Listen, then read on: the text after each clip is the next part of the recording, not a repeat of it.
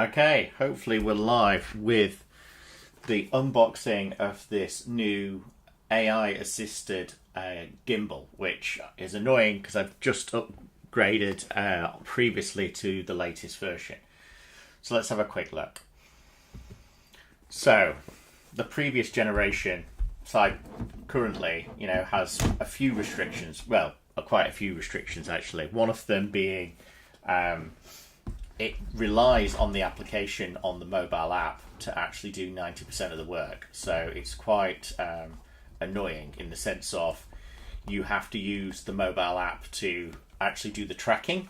What this new version's done is it's opened up the ability to not rely directly on that device. Now, there's a few things slightly different with this version, which was a creators pack version, which obviously has the stand, and then we've also got, this is the new case, which is a bit of a shame, but they don't have any real kind of markings on that showing that it's the latest version, but just get it out. So side by side, I think in lock mode, which always is a bit fiddly if you ask me, this goes in behind. There's not much difference between the two, apart from this one's obviously seems to be fitting behind a little bit more snugly, but let me just lock it, and then you've got the same thing. And obviously this doesn't come with this bottom one. It also has the extension, which this one has as well, which what I find really annoying about this is whenever you touch it, it literally will turn itself on and then it starts going crazy. So very similar otherwise. So what we're going to do is we're going to put them both out fully, and they've already started going. You can tell if there's a bit of it's not connected, whereas the other one is connected to my phone. Now the restriction what I've got with this is that I use on my iPhone Pro Max latest version, and I use this little device so that I can do the Pro Max is full capability. And so if you can see that, it's not very clear, but isn't that much different on how much extra space it's got. But obviously if I'm recording and I stick this device into the handle all the way around, so it's on the top. If I then plug this in, you'll notice that it really just kind of struggles to get past the thing. So if I go onto my large screen for a second, so this is now plugged, in essence, not connected, but if I try and move it, it should be able to move sideways. It can't move sideways because it just locks. Now obviously if I move this further upwards, then yes, it will go sideways, but what you find is the balance is not correct, so occasionally it'll just flip over quite quickly, which is a bit of a shame. So let's see if this clearance is a little bit better on the new device. Turn that one off. I'm hoping, obviously I haven't connected with the Bluetooth yet, but I've got this device on, so turning it on, and then I'm going to put it into sideways mode, so 2 clicks. It's same kind of problem with clearance for the sideways mode is you've got an issue. Now the reason that I went for this one over the other one is really the challenge around the native functionality on the camera. So when I click the buttons on here, there's a lot more restrictions, i.e. it's not got the auto tracking capability. So let me just turn this off for a second. What you should see, which is the difference here, is it should come with this little, move so close, it should come with a little adapter, which is a digital, actually this just looks like the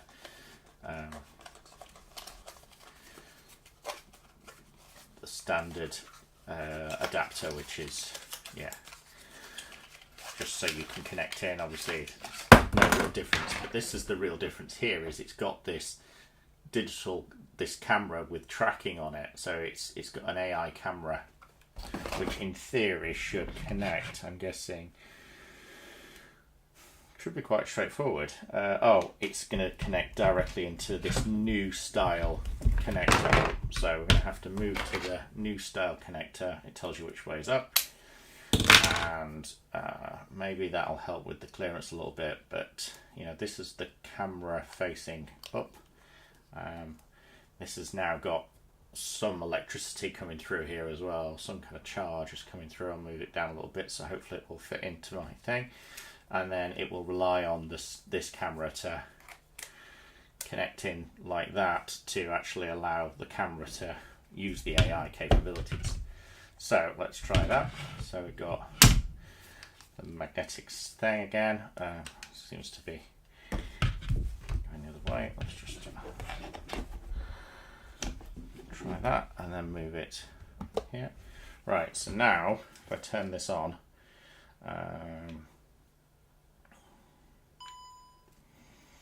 and then move into here. Oh, it's just about clearing. It's not as much. It's not as tight as it was before. I'm guessing that with this, it's going to use the camera on the bottom, which is hard to see because I guess it's already trying to track my face. I don't know how much of that is, you know, the system actually going at it straight away.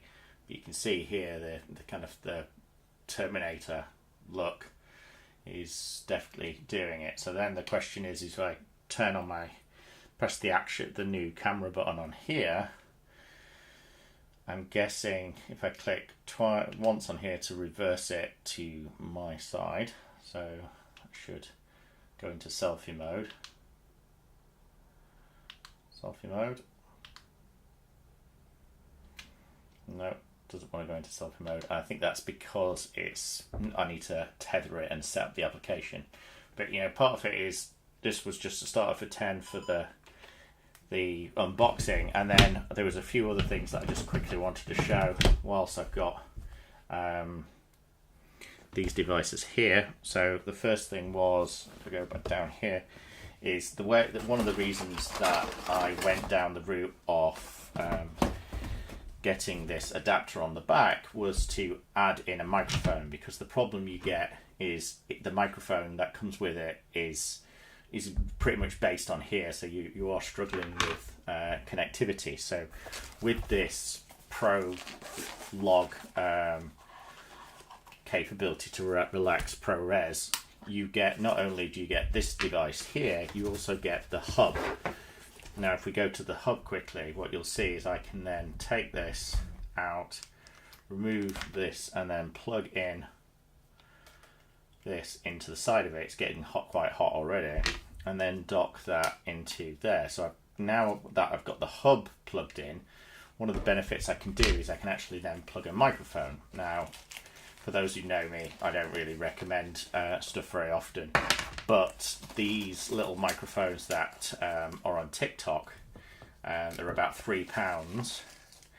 What that comes with is a USB-C to microphone transmitter, which you can plug into the end, and then the microphone will come in directly to the camera recording which you've got on here. So you'll see the ProRes HDR capability that I can enable, and then it's telling me ProRes is not supported,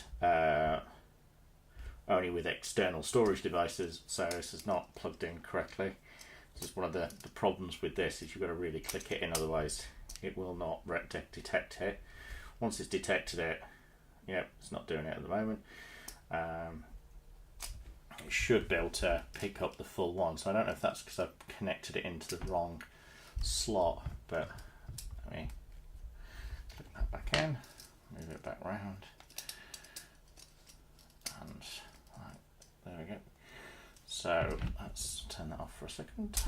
Oh, that's not doing well. So try the ProRes. No, still not doing the ProRes support on this. But the microphone is one of the things which is a big change. And what I've got now is, which literally just got delivered today, I've got the upgraded ones, which are £3 from TikTok, which actually have noise cancelling built into the into the area, which is ridiculous.